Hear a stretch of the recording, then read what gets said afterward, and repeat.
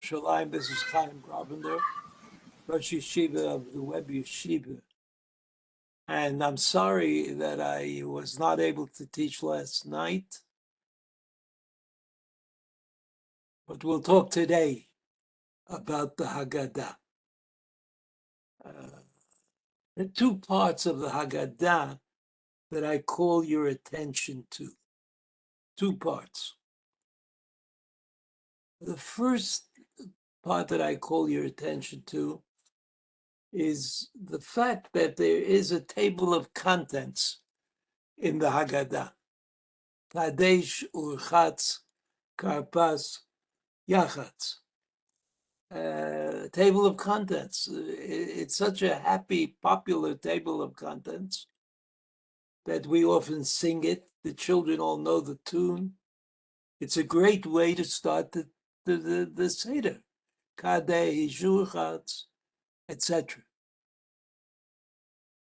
But why do we need a table of contents if we have a Haggadah? I mean, it's all there. Everybody has one, either in Hebrew or in any other language under the sun. I mean, why do we have to start with the table of contents? We're not going to skip. We'll go from the beginning to the end.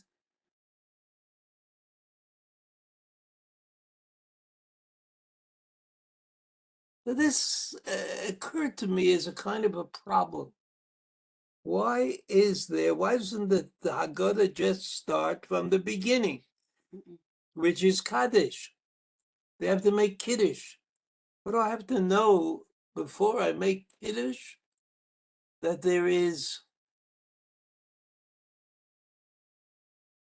Kadesh, Urchatz, Karpas, Yachatz, etc. Doesn't make sense to me, at least not obvious sense. Obvious sense. The other part of the Haggadah that I want to call attention to is the part that's called Nirtzah, the very last part of the Haggadah. Now, Nirtzah itself contains two parts. The first part is reasonable after a fashion, and the rest of it makes no sense at all. I mean, like, what does Chad Gadya have anything to do with the Seder night? Now, I know that we Jews are both clever and very storied in making certain kinds of assumptions. And it's true, you can make anything fit in with everything, but let's be simple-minded for a change. What does Chad Gadya have to do with what we're doing? What does Echad Miyodea have to do with what we're doing? What does El B'nai have to do with what we're doing? I know that everybody likes that part. I know that people like the songs and the singing and the happy at the end. But what does that have specifically to do with the Haggadah? I actually found it quite annoying. Quite annoying. Why do I have to sing those songs? So I have the two parts of the Haggadah that I find difficult. The very beginning, or the beginning before the beginning, the table of contents that starts Kadesh, Urchatz, Karpas, Yachatz, and then again the Nirtzah. The Nirtzah. So that's the problem that we're looking at tonight. The problem of the ordering of the Haggadah, we might call it. The ordering of the Haggadah, but I didn't really let on to the full question. Nirtzah begins with a piyut, which might actually have something to do with what's going on. And that piyut begins with the words chasal, sidur, pesach, ke'ilchato. The word chasal means I finished it. Doesn't mean I did away with it. It means I did what I was supposed to do. I did what I was supposed to do, and that itself is an interesting thing, because you know that the story of Yetziat Mitzrayim is told to us in the book of Shemot, in the parashiyot of Shemot, Va'era, and Bo, B'Shalach. Shemot, Va'era, Bo, B'Shalach are the parashiyot that tell the story of Yetziat Mitzrayim. Those parashiyot that tell the story of Yetziat Mitzrayim are not really represented very much in the Haggadah. In the Haggadah, you would think that's the obvious way. You want to put together a Haggadah. You want to tell the story of Yetziat Mitzrayim. It's all written in the Chumash. I mean, I know that it's Arami Ovedavi, but we'll get to that in a moment. But the parashiyot of Shemot, Va'era, B'Shalach are not represented. Other things are in the story. For example, Arba Kosot, the 4 cups of wine that we drink. I mean, they're not part of the story. They're part of how it should be after the events of Yetziat Mitzrayim took place. We used to be slaves, so we're not going to drink 4 cups of wine and a meal. But now we can drink 4 cups of wine. But what makes that such a big deal? It's hard for me to understand. But let's try. You know that there are 2 ways of looking at history. And I don't know if there's any way to determine which of the 2 ways is more correct or better, but there are 2 ways of looking at history. One is that history is something that happened, and therefore, because it happened, you could tell what it was. Think about yesterday. Yesterday was gone. But that's why I can talk about it. I can tell you what happened on yesterday because it's kind of frozen. The yesterday of things is frozen. Tomorrow? Well, we don't know. We don't know about tomorrow. We don't know what's going to happen tomorrow. So there are 2 ways to look at history. We want to tell a story. We want to tell a story about Yetziat Mitzrayim. So what do we say? Yetziat Mitzrayim happened yesterday. So what's the story of Yetziat Mitzrayim? Well, it's in the parashiyot of Shemot and Va'era and Bo. It's in those parashiyot. But I don't want to tell that story. I want to tell the story of Yetziat Mitzrayim tomorrow. I want to take a stand and say history, there is history, which is forever. It never changes. That's the story of Yetziat Mitzrayim. It's not that there was a Yetziat Mitzrayim. We know that from the Chumash. We know that every year we read the parashiyot, the Shemot, Va'era, Bo, B'Shalach. We read those parashiyot devotedly. We all know the story very well. But when it comes to telling the story of Yetziat Mitzrayim, when it comes to tell the story of Yetziat Mitzrayim on the night of Pesach, we're not telling that story. That's a story that you could tell. It's a story that happened. It's a story that the Torah defines and delineates very carefully. It's something that happened to us once. But there's another story. There's the story that is never ending. There's the story that's never ending. It continues. Yetziat Mitzrayim will never change.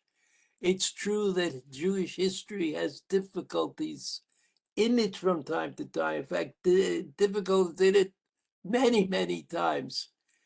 And yet, we believe that the purpose of Yetziat Mitzrayim, which was to create a nation dedicated to the ideas of the Torah, and also a nation dedicated to Eretz Yisrael, that story is the story of tomorrow and the story that we want to tell. And that's the only reason that I could understand for telling about 4 sons. I mean, I understand the Torah talks about children and teaching them about Yetziat Mitzrayim. Well, what are you teaching them on the night of the Seder? Are you teaching them Aleph Bet? Are you teaching them the psukim in the Torah that teach the story of Yetziat Mitzrayim? Or are you teaching them ongoing and never-ending history of Am Yisrael? And so let's get back to the end, when the Haggadah comes to an end after Hallel. The Haggadah comes to an end, and then we say this piyut. A piyut is a poem. And this poem was written by Rabbi Yosef Tuvelen. Yosef Tuvelen. Tuvelen is a rough translation of Bon Fi. Bon Fi means, Bon is happy, or Fi is son, Tuvelen. There was a well-known family. There were families that had Hebrew names in those days. And so Rabbi Yosef Tuvelen, who lived about the year 1000, I don't remember exactly the dates, but around the year 1000, it was certainly part of the group that we call Rishonim, right? The primary interpreters of Torah. And Rabbi Yosef Tuvelen wrote this poem, which contains the words Chasal Sidur Pesach Hilchato. We're finished, Chasal. But Chasal also means to do away with something. But what we do away with? We did away with Sidur Pesach Kehilchato. We didn't really discuss the organization of things lahalacha, what do we call generally Talmud Torah. But we tell the story of Yetziat Mitzrayim on the night of Pesach in order that we understand that it is the history that flows, the history that is not a history of the moment, or the moment meaning yesterday. It's the history of tomorrow, the history that doesn't change, the history that remains whatever it should be, so that in fact, there is a lesson, a message that we are supposed to derive from the fact that there's an introduction and the fact that there's a summarizing piyut called Chazal Sidur Pesach. The introduction tells us that there's order, and order is what reminds us of the creation of the world. The world was not created in an instant. It wasn't that HaKadosh Baruch Hu said, let there be a world. But HaKadosh Baruch Hu created the world in 7 days, one day after the other, each day having a creation associated to it. And that's what taught us that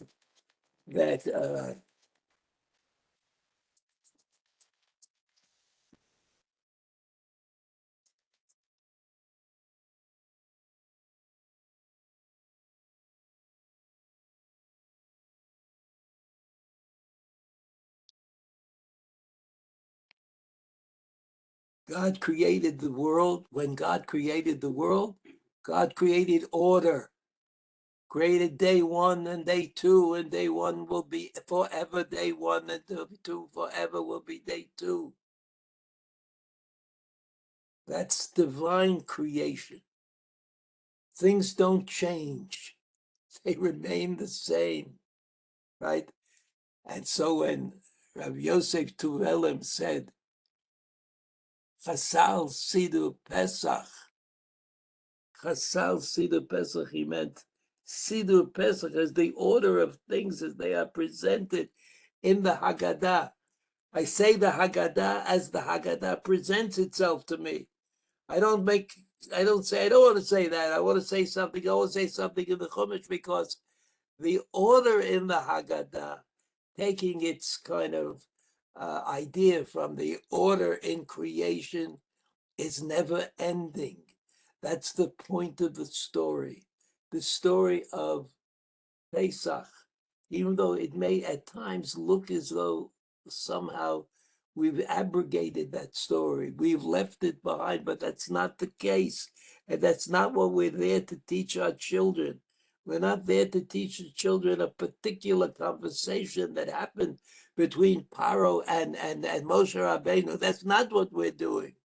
What we're doing is trying to instill in our children the idea that history is what will be. And that's a difficult idea, I understand, but it is an important one.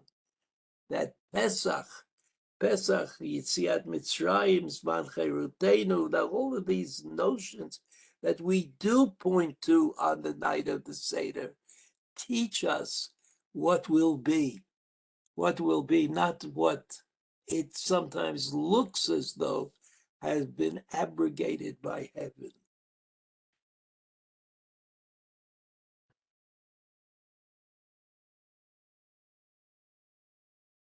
So to answer the question about the Torah that is chosen, right, it goes back to the Mishnah. The Mishnah says you should talk about Arami Oved Avi.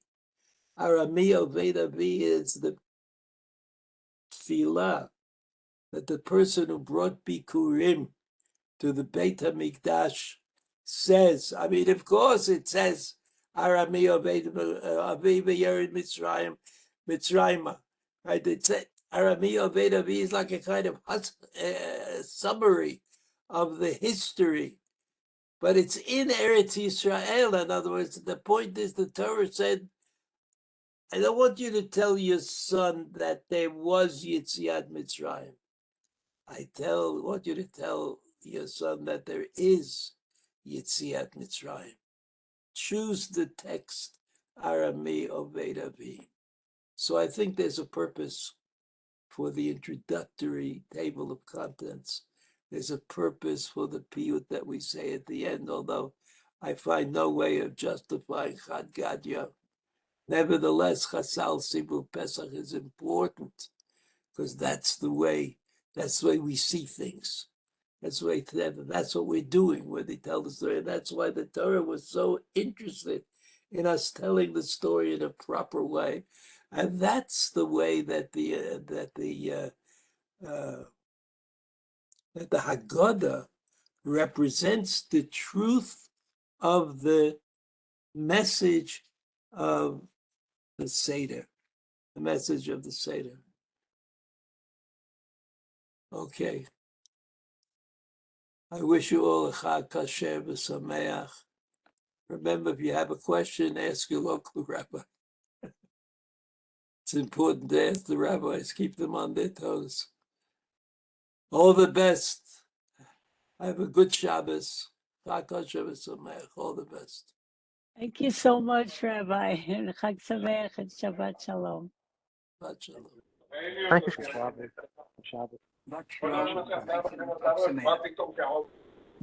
Thank you.